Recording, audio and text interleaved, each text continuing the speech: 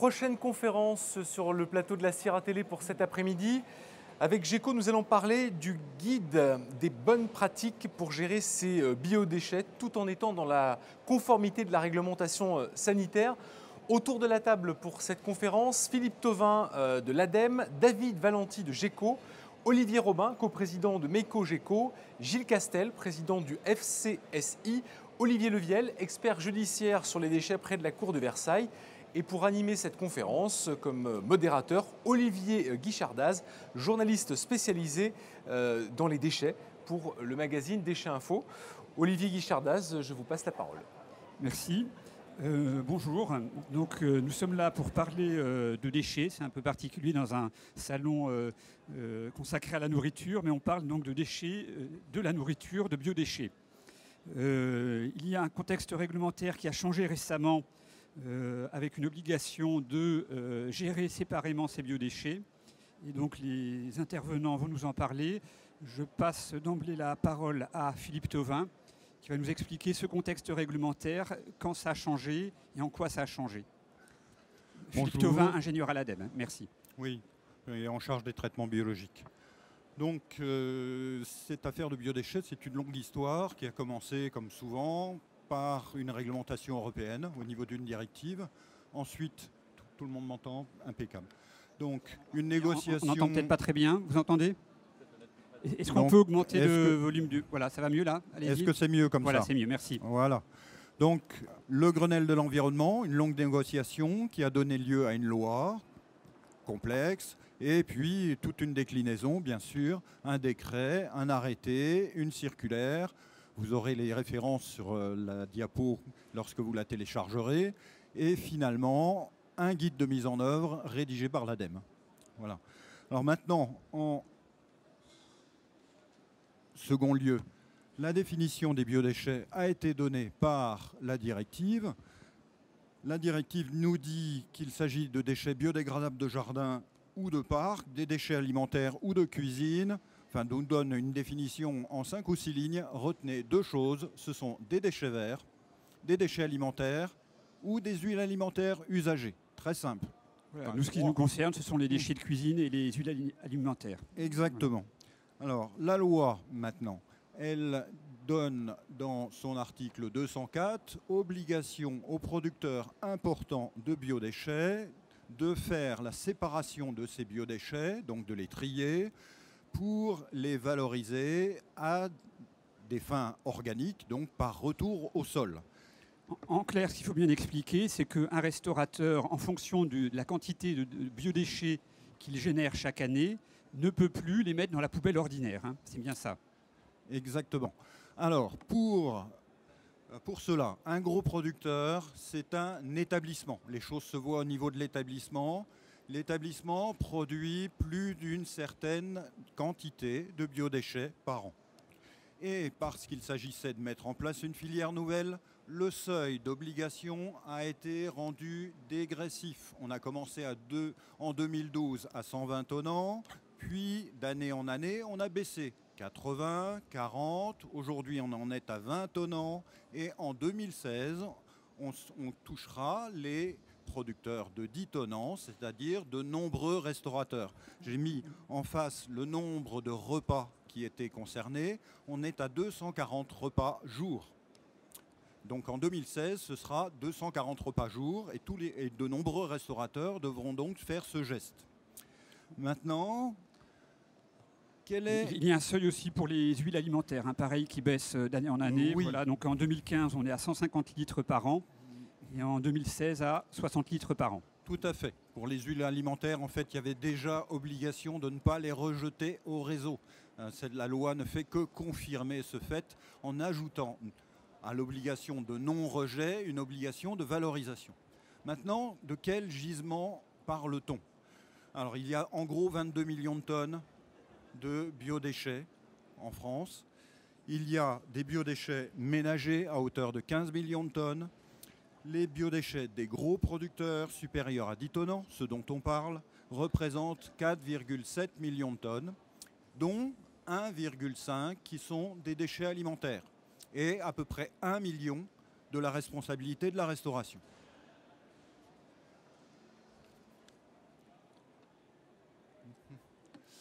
Maintenant, quelle modalité? Quelle modalité? Eh bien, les obligés, ce sont donc des producteurs, mais aussi des détenteurs de biodéchets. Alors, pour ce qui concerne la restauration, il y a donc un gestionnaire qui doit effectuer un tri des biodéchets, mais avec les moyens que va lui fournir le donneur d'ordre. Il y aura des contrôles avec des risques de sanctions importantes, hein, donc 75 000 € ou 2 ans d'emprisonnement. Et il y a une question de responsabilité. Et ça, j'insiste là-dessus. On est sur une réglementation déchets et il ne suffit pas de se séparer du déchet pour se désengager de sa responsabilité. Il faut donc s'assurer que le prestataire avec qui l'on traite va avoir les autorisations nécessaires. Il faut donc signer un contrat qui engage ce prestataire, qui précise bien quelle est la destination des biodéchets. Ça doit être une valorisation. Et il faut également demander des justificatifs à ce prestataire. Voilà. Je me permets d'intervenir. C'est un point important dans la réglementation sur les déchets. Alors j'imagine qu'on est restaurateur, on ne s'y intéresse pas trop. Mais Philippe Thauvin l'a bien dit, la responsabilité reste engagée jusqu'au traitement final et correct. Et il ne suffit pas de confier les déchets à un prestataire pour que le restaurateur soit dégagé de ses responsabilités. On a des cas régulièrement dans la presse. On voit des gens qui, de bonne foi, ont confié leurs déchets à des gens qu'ils croyaient compétents, qui ne les ont pas traités. Et du coup, c'est le producteur du déchet qui se trouve incriminé. Alors, ce sont des déchets un peu spéciaux qui obéissent à la réglementation déchets, mais qui doivent également satisfaire à une seconde réglementation, une réglementation sanitaire qui dépend du ministère de l'Agriculture. Donc, les collectes doivent par exemple être effectuées dans des véhicules qui ont été déclarés. On ne peut pas emmener ces biodéchets dans n'importe quel véhicule.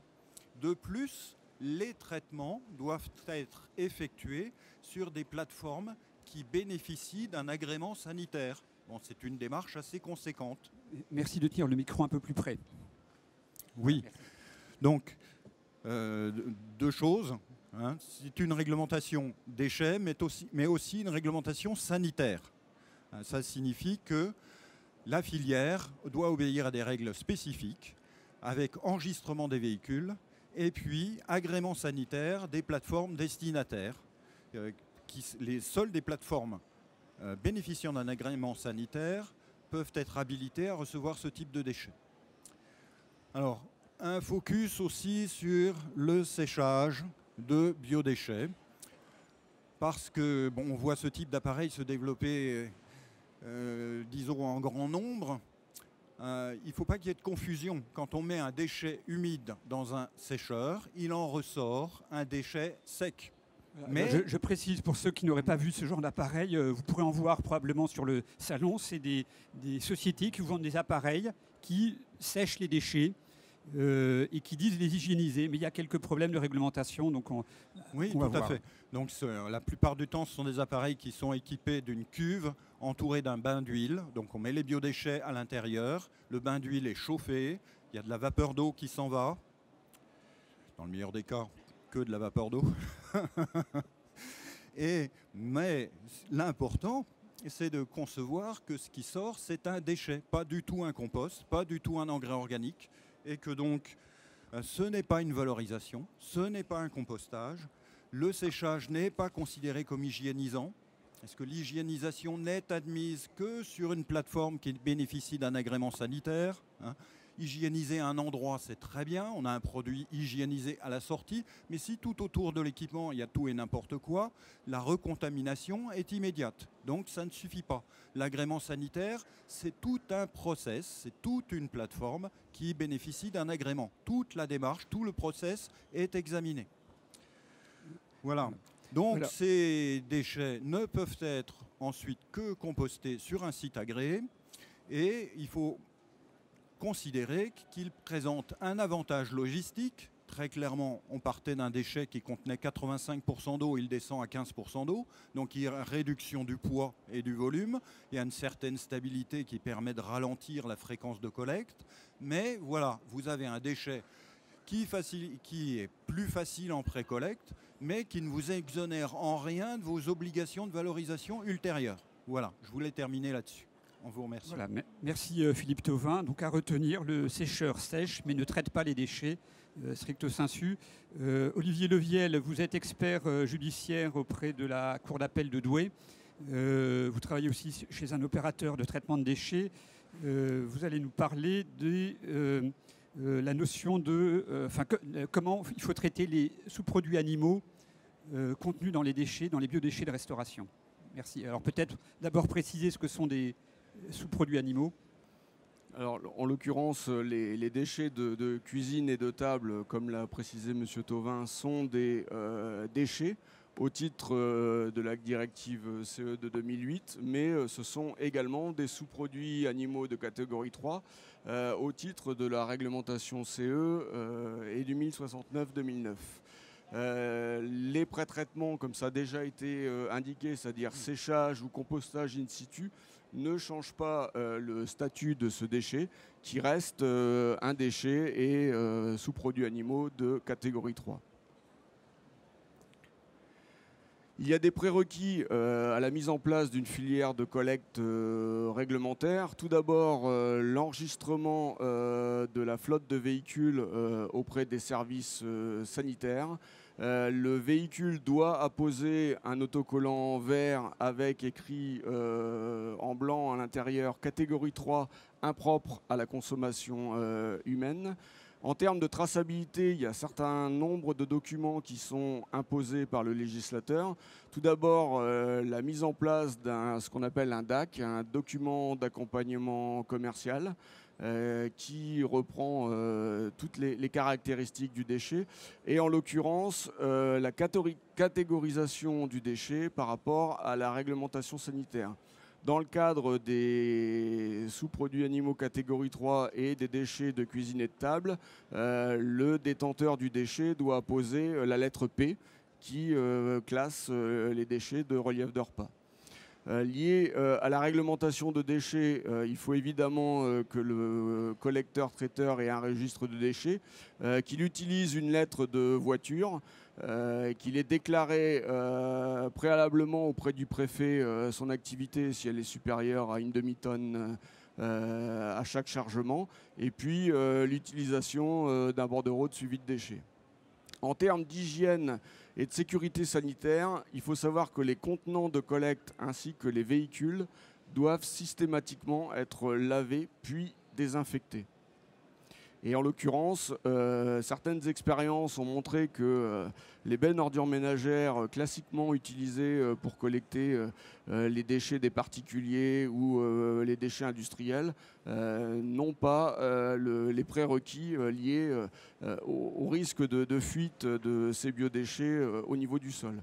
Donc il est préférable de ne pas les utiliser. En termes de filière de valorisation, comme l'a précisé précédemment M. Thauvin, il y a deux traitements qui sont autorisés par le législateur, c'est le compostage et la méthanisation, avec un agrément sanitaire du site de traitement. Il y a un prérequis technique qui est une réduction à 12 mm des particules de déchets de cuisine et de table, et puis une hygiénisation 1 heure à 70 degrés, où tout couple temps-température validé par les autorités sanitaires. L'entreposage et la manipulation sont également couverts et nécessitent un agrément sanitaire de catégorie 3. Okay. Alors, un certain nombre de sociétés qui vendent des sécheurs vous disent mais le couple température 70 degrés 1 heure on l'a. Expliquez-nous quelle est la différence entre un sécheur qui sèche comme ça et une installation agréée pour traiter des biodéchets, notamment des SPA3. Alors, une installation qui est agréée pour traiter des sous-produits animaux de catégorie 3 déjà réduit la matière à 12 mm, ce que ne font pas les sécheurs ou les électrocomposteurs in situ. Et surtout, les établissements qui traitent les sous-produits animaux de catégorie 3 enregistrent les températures. Donc il n'y a pas que la notion de montée en température, il faut aussi enregistrer et être en mesure de fournir rétroactivement la preuve de cette montée en température. Et par ailleurs, l'agrément sanitaire pour traiter les SPA3 est un agrément qui est donné au site de traitement et non pas aux équipements, on est bien d'accord. C'est-à-dire qu'un sécheur ne peut pas vous dire mon appareil est agréé pour traiter les SPA3, c'est bien ça? Tout à fait. Un équipement ne peut pas obtenir un agrément sanitaire. D'ailleurs, un site de compostage ou de méthanisation, même si on duplique de la même façon chaque site, il faut systématiquement faire une demande et qu'il y ait un contrôle des autorités sanitaires pour obtenir l'agrément sur chaque site. Oui. D'accord. Merci. David Valenti, vous êtes vice-président du GECO. Vous êtes président du collège Hygiène et Sécurité. Est-ce que vous pouvez nous donner quelques exemples de pratiques non conformes que vous constatez dans votre pratique professionnelle? Je vais juste faire une petite coupure, si ça vous dérange pas, Olivier, pour préciser effectivement dans quelles conditions cette conférence a lieu, puisque là on a eu une présentation très rapide, mais sur un sujet qui est pas simple. Je pense que tout le monde s'en est rendu compte et qui fait appel à deux types de réglementation. La réglementation qui dépend plutôt du ministère de l'Environnement, qui était justement les décrets de décembre 2011 et circulaires de janvier 2012 qui donnaient les tonnages, etc. Et malheureusement, quand on parle de biodéchets, on a le sentiment que finalement c'est un sujet simple parce que bio c'est naturel, donc ça permet souvent des raccourcis. Mais la réglementation sanitaire qui dépend cette fois-ci du ministère de l'Agriculture est effectivement beaucoup moins connue. Elle est contraignante.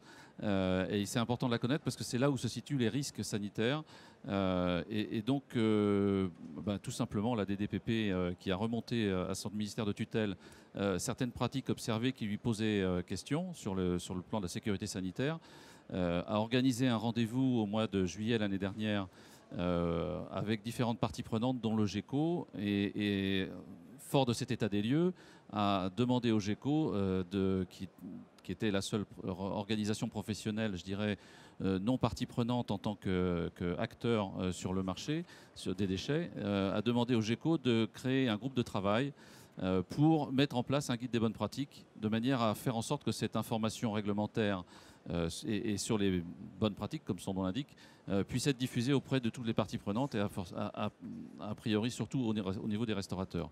Voilà, donc je voulais juste, avant de passer la parole à David, dire qu'effectivement, on y reviendra sûrement à la conclusion. On y reviendra la réunion de après, travail bien entendu, mais voilà. On ne parle pas de ça en l'air. Ça va déboucher sur quelque chose. Donc, Monsieur Valenti, merci de... Donc, je suis également vice-président du GECO, mais pour le collège Hygiène et Sécurité. Donc non, je ne partagerai aucunement des informations sur le contrôle que je fais chez mes clients en tant que siliqueur Mérieux Nutritions, puisque la confidentialité est la clé. Mais quelques exemples de mauvaises pratiques sans donner des noms, non, bien évidemment. Aujourd'hui, de manière très simple, après tout le débat technique, je crois que ce qu'il faut dire, c'est que la gestion des déchets par les restaurateurs est très bien faite. On a un taux de non-conformité qui est très très faible. Donc ça, c'est une chose. Depuis toujours, les restaurants gèrent leurs déchets comme il faut. Mais c'est vrai que les biodéchets, et c'est bien le but de la conférence, c'est complètement nouveau. Et c'est vrai qu'aujourd'hui, tout le monde doit se préparer à les gérer. Et d'où ce guide de bonnes pratiques qui doit ouvrir les process critiques, les process vertueux. Donc voilà. Donc c'est vraiment aujourd'hui, c'est vrai que c'est complètement nouveau et c'est bien l'objet.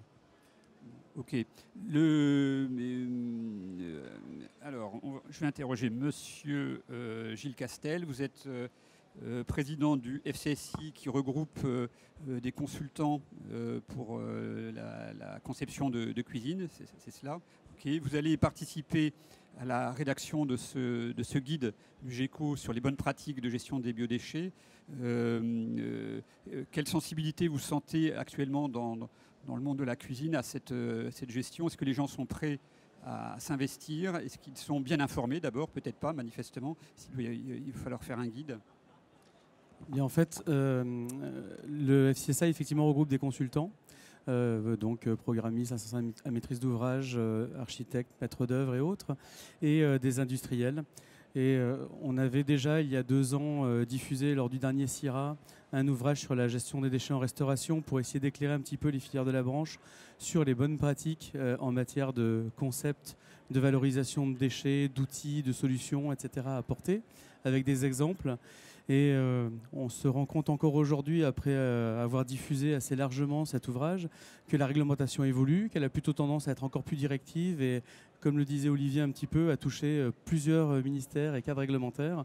Et ça nécessite de mettre à jour, puisqu'on a une mise à jour de cet ouvrage pour le salon que l'on envoie en fait gratuitement aux gens qui ont reçu cet ouvrage.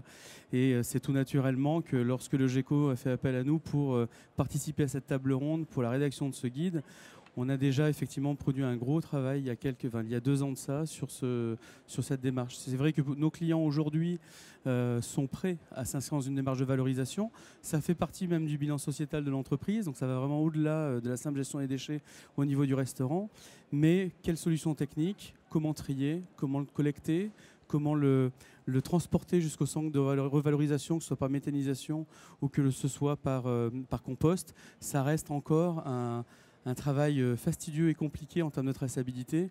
Et je pense qu'on a vraiment besoin peut-être de formaliser encore un peu plus l'information auprès des différents acteurs de la branche, que sont les maîtres d'ouvrage, propriétaires de restaurants, restaurateurs indépendants et autres. Okay. Voilà. Olivier Robin, vous êtes vice-président du GECO et président du collège équipementier. On parlait de solutions techniques. Quelles solutions techniques les restaurateurs ont à leur disposition pour justement gérer correctement leurs biodéchets ? Dans le double respect de cette réglementation, donc qui, comme vous l'avez rappelé, est une réglementation déchets, une réglementation sanitaire. Des solutions techniques, il en existe plusieurs. Je n'ai pas de jugement de valeur à apporter. Je dirais que la solution technique la plus simple, elle commence par la mise à disposition de bacs spécifiques pour les biodéchets, pour une collecte spécifique qui fait l'objet d'une traçabilité spécifique dans une filière agréée SPAC3. Je dirais que ça, c'est le plus simple. Il y a évidemment, en fonction des volumes à traiter, des avantages et des inconvénients dans chacun des dispositifs. Ce dispositif très simple va générer forcément effectivement des problèmes sur le cas échéant pour certains sites de main-d'œuvre, de gestion. Tout à l'heure, on parlait de lavage et désinfection des contenants. Donc voilà, tout ça, c'est des choses qui sont un peu nouvelles parce que les problèmes sanitaires sont mis en exergue. Encore une fois, la réglementation, on ne l'invente pas, elle existe. Alors c'est vrai qu'elle a évolué de par le fait que par la réglementation sur les grenelles et cette obligation de trier et de valoriser les biodéchets, et puis je dirais l'expérience qu'on a eue malheureuse de pandémie, notamment en France en 1997 avec la fièvre porcine, tout ça fait que les autorités sanitaires regardent d'un peu plus près les choses qu'on ne les regardait par un passé encore récent.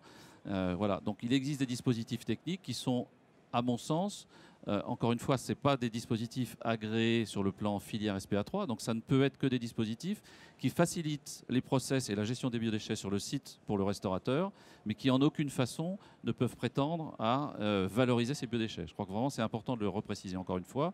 Donc ça veut dire qu'après, les dispositifs, ça peut être des sécheurs si on considère que dépenser de l'énergie pour sécher du déchet, pour le passer en valorisation derrière, c'est quand même intéressant de mettre en regard les dépenses énergétiques qu'on peut avoir au regard de la valorisation qu'on en fera par la suite. Voilà. Et il y a d'autres dispositifs qui peuvent consister à favoriser un espacement des collectes, qui est une des problématiques de la collecte en bac, puisque effectivement on est dans un milieu aérobie, donc forcément on doit avoir des conditions de stockage, par exemple dans un local réfrigéré pour éviter une détérioration trop rapide du déchet alimentaire, mais de toute façon on sera contraint à des enlèvements à fréquence assez régulière. Donc il existe des dispositifs qui permettent de stocker pendant 3 semaines, 5 semaines, 6 semaines, dans des conditions d'hygiène optimales. C'est par exemple les dispositifs de biotank.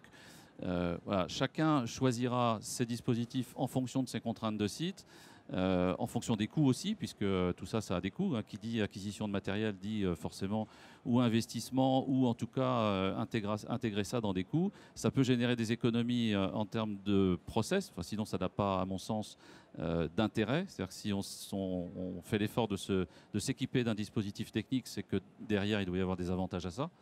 Voilà. Donc, en gros, il y a encore peu d'ouvrages qui résument la situation. Enfin, il y a des acteurs, je pense qu'il y a des initiatives privées qui vont avoir lieu ou qui ont déjà eu lieu pour informer la profession sur les dispositifs techniques qui existent. On faisait état tout à l'heure du guide sur la gestion des biodéchets édité par l'UFCSI, donc qui est une organisation de consultants. Il y a d'autres acteurs privés qui eux-mêmes font aussi ou vont avoir des ouvrages pour prendre ce genre d'initiative. L'objectif, je pense, c'est de diffuser un maximum l'information de manière à ce que nos clients ne se mettent pas en insécurité juridique par manque d'information. Je crois qu'on évoquait tout à l'heure les sécheurs, c'est un très bon exemple. On pourrait évoquer aussi le compost de proximité, qui est une solution qu'on peut ne pas écarter, mais qu'il faut prendre avec beaucoup de précautions, parce que là, en l'occurrence, je vous laisserai peut-être réagir sur cet aspect réglementaire, mais c'est une réglementation qu'on attend avec précision depuis de nombreuses années, qui n'est toujours pas sortie. Et donc, voilà, prendre la décision de s'équiper d'un composteur in situ, alors qu'on ne sait pas aujourd'hui quel est le seuil ou quel sera le seuil en dessous duquel un compostage de in situ sera autorisé, c'est quand même un petit peu délicat. Merci. Philippe Tevin, un mot sur le compostage de proximité, sur les aspects réglementaires. Est-ce que ça permet pour un restaurateur de traiter ses biodéchets de façon conforme à la réglementation? Alors, M. Robin l'a précisé, la réglementation est en train de s'établir. Elle n'est pas complète. Alors c'est vrai que depuis 2012, nous attendons un seuil de capacité qui nous dise, voilà, en dessous de ce seuil de capacité, vous n'êtes pas soumis à la réglementation sur les sous-produits animaux de catégorie 3. Au-dessus de ce seuil, vous y êtes. Donc autrement dit, les composteurs électromécaniques in situ ont des capacités très variables. Les plus petits d'entre eux, peut-être pourront continuer à fonctionner sur des sites sans nécessité d'agrément, mais le jour où le seuil va être connu, un certain nombre de sites qui sont déjà équipés vont avoir une mauvaise surprise. Il est clair qu'ils ne pourront pas tous accéder à l'agrément sanitaire. Voilà. Donc il y a un risque juridique, c'est vrai. Olivier Robin. Je dirais, pour avoir une vision plus générale de la gestion du biodéchet pour un restaurateur, je pense que l'information importante à retenir, c'est que vouloir transformer, gérer et valoriser son biodéchet soi-même sur site, à part le compostage in situ avec les insécurités juridiques qui existent encore aujourd'hui, il n'y a pas de solution, puisque que ce soit le sécheur, que ce soit des systèmes de broyage, etc., ce ne sont jamais des solutions de valorisation, ce ne sont que des outils permettant de mieux gérer ces biodéchets en utilisant moins de main-d'œuvre, en ayant une plus grande sécurité sanitaire éventuellement si on arrive sur des systèmes un peu étanches du type biotank, mais ce ne sont jamais des solutions de valorisation. C'est vraiment important de le rappeler. De manière à ce que nos clients ne prennent pas des décisions d'investissement ou d'équipement et en se mettant en insécurité juridique, parce que malheureusement, force est de constater aujourd'hui, et c'était d'ailleurs le sens du contact, de la demande du ministère de l'Environnement et de l'Agriculture, de créer ce groupe de travail avec les parties prenantes. Il ne s'agit pas de... Là, il ne faut pas qu'on donne l'impression de vouloir taper sur la tête des restaurateurs. Clairement, les solutions existent, la réglementation existe. Le but, c'est que les parties prenantes, à travers les organisations professionnelles que nous avons sollicitées, dont un certain nombre sont déjà présentes ici, participent au groupe de travail. Donc la première réunion de travail aura lieu... Donnez-nous le calendrier de réalisation de ce guide. Pour l'instant, on en est au début. Pour l'instant, on en est au début, c'est-à-dire qu'on a informé de cette conférence l'ensemble des organisations professionnelles de la restauration hors foyer, donc sans que ce soit exhaustif, le GNR, l'UDIR, l'Agores, Restaurco, le Sinorca, l'UMI, etc. Pardon pour ceux que je n'aurais pas mentionnés, mais le but, ce n'est pas d'être exhaustif, c'est de dire que le mardi 17 mars à 9 h, on renverra un courrier, bien entendu, à toutes ces organisations professionnelles, va démarrer le premier groupe de travail avec les personnes ici présentes et toutes celles qui voudront participer à cette réflexion. L'idée étant de sortir un guide des bonnes...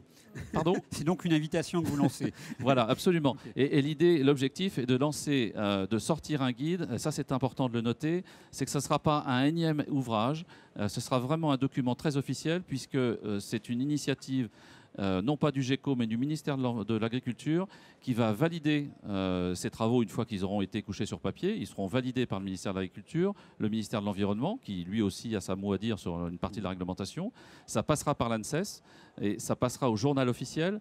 Donc ce sera un document qui sera tout à fait opposable à toutes les parties, restaurateurs comme les parties des organisations gouvernementales qui sont en charge d'appliquer la réglementation. Et donc un guide très pratique qui permettra aux restaurateurs de savoir ce qu'ils peuvent faire et ce qu'ils ne doivent pas faire. Absolument, et c'est pour ça qu'on tient à ce qu'il y ait un maximum de représentation des professionnels, parce que les problématiques d'une restauration indépendante ne sont pas forcément les mêmes de celles d'une restauration collective de 3000 ou 4000 repas jour.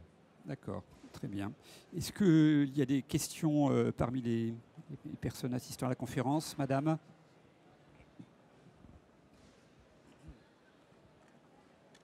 Oui, bonjour. Il y a quelques années, oui, je suis Sophie Davidson. Il y a quelques années, j'ai commis un mémoire sur la responsabilité sociétale et la rentabilité économique dans les structures hôtelières et de restauration. Bon, un titre qui a effaré ma directrice de formation à l'époque, mais bon, et ça a beaucoup plu. Et bon, au jour d'aujourd'hui, je pense que ça pourrait paraître un peu naïf, mais à l'époque, je m'intéressais aux bonnes pratiques au niveau mondial. Et l'objectif du mémoire, c'était quand même de mettre en opposition ou de démontrer que la responsabilité sociétale ne représentait pas un coût supplémentaire et qu'au contraire, on pouvait arriver à faire des économies. Donc ma question est, à votre niveau, parce que là j'entends des circuits de récupération, de revalorisation, etc., est-ce que le coût ne va pas être beaucoup plus important que le bénéfice, sachant que j'ai vu l'exemple de San Francisco où c'est très bien valorisé, ils valorisent 80% des déchets, mais voilà. Vous avez pu estimer le coût de tout ça par rapport à... Bon, alors ça c'est l'éternelle question, c'est puisque le déchet est valorisé, pourquoi est-ce qu'on ne paye pas le restaurateur pour le valoriser? Ça c'est voilà. Donc merci de poser la question parce que ça traîne dans tous les esprits.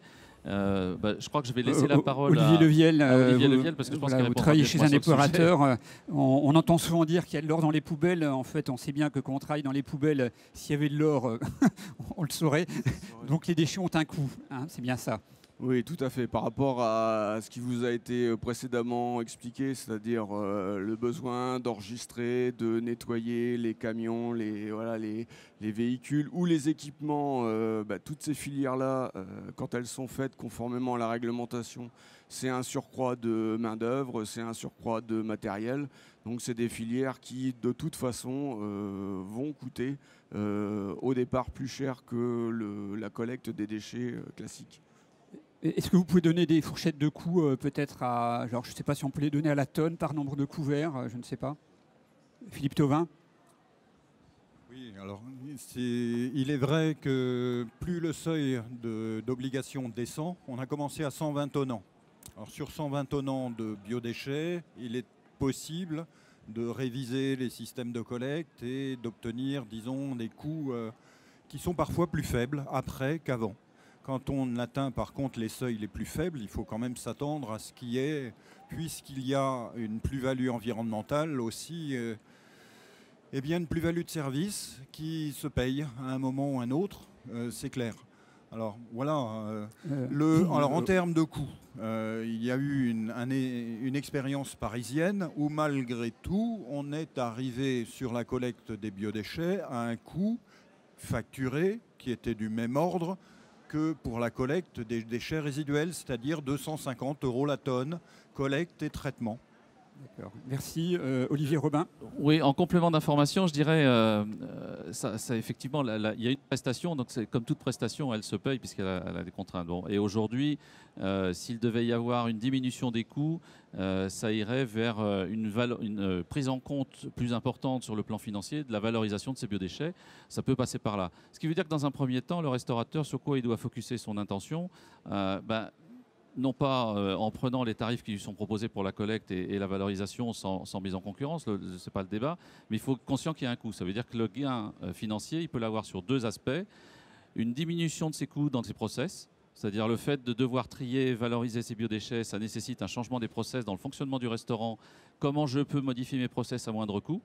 Regardons qu'est-ce que ça coûte en main-d'œuvre, qu'est-ce que ça coûte en contenants supplémentaires, nettoyage, quelles sont les solutions alternatives. Comment je peux espacer mes collectes? Parce que qui dit espacement de collecte dit forcément ce qui coûte cher, c'est le passage du camion. Donc si je peux espacer les collectes, je vais diminuer mes coûts de collecte. Et enfin, voilà. Et comment je peux travailler sur les bons outils pour réduire mes coûts d'exploitation. Merci. On arrive au terme de cette intervention. Vous voulez un mot de conclusion, Olivier Robin ou Oui, je crois qu'il y a M. Chenet du Sinorca qui souhaite poser une question. Une très brève question, s'il vous plaît, parce qu'on est... Non, c'est juste pour vous dire, le problème aujourd'hui, c'est que les restaurateurs payent aux communes une taxe d'enlèvement des ordures ménagères et qui comprend cette taxe d'enlèvement donc des biodéchets. Et aujourd'hui, le fait de faire enlever ces biodéchets par une autre société que par la mairie, qui ne le fait pas, eh bien, il y a un coût supplémentaire. Et ce que nous demandons, nous, restaurateurs, c'est que les municipalités, effectivement, déduisent, non pas à due concurrence, je ne sais pas si on y arrivera, mais en tous les cas, minorent leur taxe d'enlèvement des ordures ménagères pour ce qui concerne cette partie-là. C'est tout à fait légitime de le mentionner, sachant qu'il y a effectivement dans le dispositif fiscal, on va dire, existant, une redevance qui est de plus en plus appliquée, même si effectivement c'est très disparate d'une commune à une autre. C'est la fameuse redevance spéciale, qui est effectivement faite pour financer la collecte des professionnels, tandis que la collecte des ménages est financée par les impôts locaux. Ça, je pense que c'est un élément qui va changer. Et la loi sur la transition énergétique, en voulant valoriser l'ensemble des biodéchets, y compris ceux des particuliers, va forcément amener à une évolution de la mise en œuvre de cette taxe. Et ce qui veut dire que les restaurateurs ont d'autant plus la nécessité de prendre le sujet en main dès maintenant, parce que le jour où un restaurateur va avoir sa municipalité qui va lui imposer, comme c'est déjà arrivé dans certains cas, brutalement la taxe, la redevance spéciale telle que c'est légitime de le faire, difficulté de se positionner. Je vous passe ça. Alors, une très brève intervention de Philippe Thauvin, ensuite il faudra conclure, on est déjà hors délai. Merci. La théome devient théomie, c'est-à-dire avec un i qui est pour incitative. Oui, le alors, sujet sur la table... Tom, il faut expliquer, Tom, c'est taxe d'enlèvement des ordures ménagères, exactement. Et I, c'est incitative. Oui, ceci dit, elle n'est pas généralisée partout. Donc, non, si vous voulez parler de la fiscalité sur les déchets, on peut y passer la nuit. Le sujet sur la table, voilà. Voilà, bah écoutez, merci à tous. Donc je rappelle, première réunion pour ce guide, la réalisation de ce guide de bonnes pratiques sur la gestion des biodéchets le 17 mars. Mardi 17 mars voilà, à 9h. Vous êtes tous invités ou presque. Sur Paris. Voilà. Merci, à Paris. Merci. Merci beaucoup, messieurs. Prochaine conférence et dernière conférence de cet après-midi sur le plateau de la Sierra Télé. Ce sera avec les membres du Collège culinaire de France qui se poseront la question du rapport qualité-prix dans la restauration de qualité. La démarche restaurant de qualité reconnue par le Collège culinaire de France est une démarche militante et fédératrice de tous ceux qui réalisent et apprécient une cuisine de qualité, réalisée avec professionnalisme, inspirée par la passion, l'authenticité et la convivialité. Donc, rapport qualité-prix dans la restauration de qualité. On va en débattre dans quelques minutes avec Christian Régoubi, c'est le délégué général des restaurants de qualité, Laurent Petit, chef fondateur des restaurants de qualité, Arnaud Donquel, chef cofondateur, Éric Briffard également, chef cofondateur, et la maison Laborie, producteur artisan de qualité. C'est dans quelques minutes.